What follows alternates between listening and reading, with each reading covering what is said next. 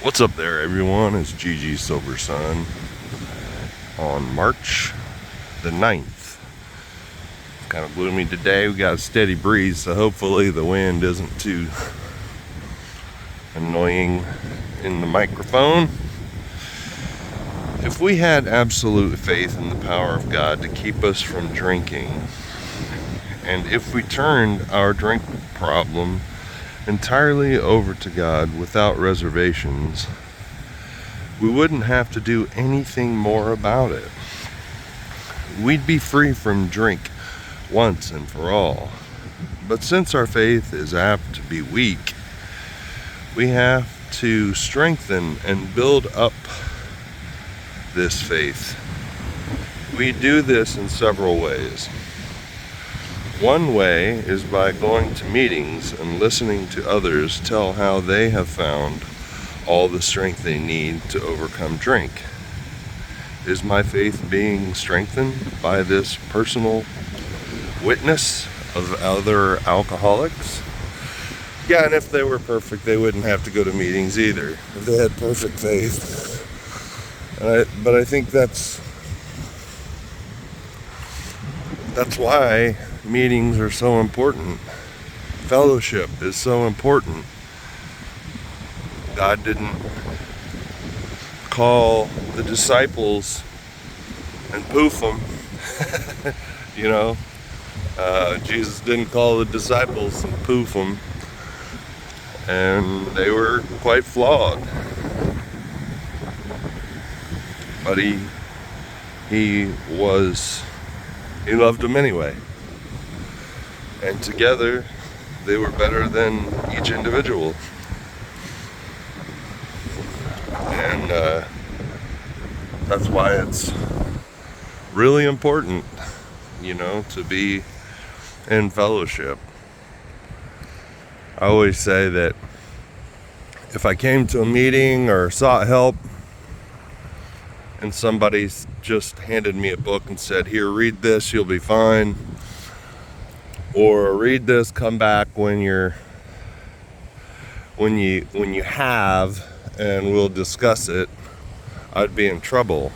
I needed to make that connection. I needed the people to be able to share their experience, strength, and hope with me, and share their crap. Their willingness to share their crap was huge. It made me uncomfortable the first time, though. When I went to a meeting at the age of 16 with a buddy of mine, everybody's saying what's on there, what they were thinking, what they were doing. It was like, holy moly.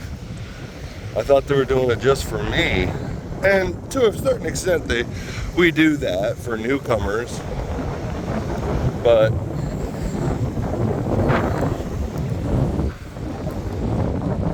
when I went back some 8 years later for keeps, they were doing the same thing in there, and I realized that it was a culture. And so that was really important for me and pivotal, because I felt like I don't have to keep my shield up, which was one of the reasons I drank. Constantly having a shield up, having my guard up, and drinking and partying and laughing, giggling, having a good time, to me was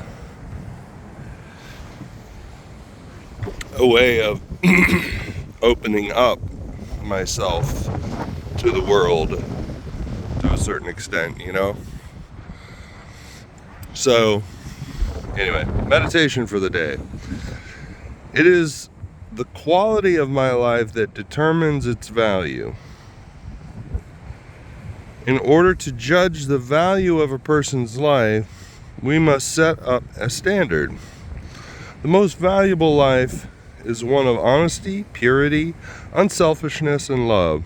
Those are the four absolutes, referred to as the four absolutes of, I think, the Oxford group, which was a precursor to AA.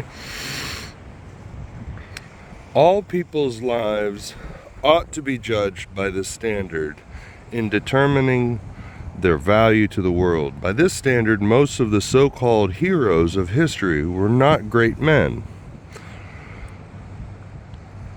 What shall it profit a man if he gain the whole world, if he loses his own soul?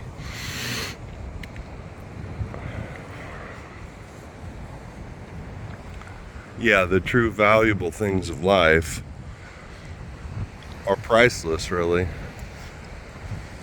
And it's not about gaining money or wealth or power or anything like that. Power was not referenced in that, so good to know. Prayer for the day. I pray that I may be honest, pure, unselfish, and loving. I pray that I may make the quality of my life good by those standards. Honesty, purity, unselfishness, and love. Good stuff. Have a great day, folks. Remember to look up, aim up, and rise up. Love you.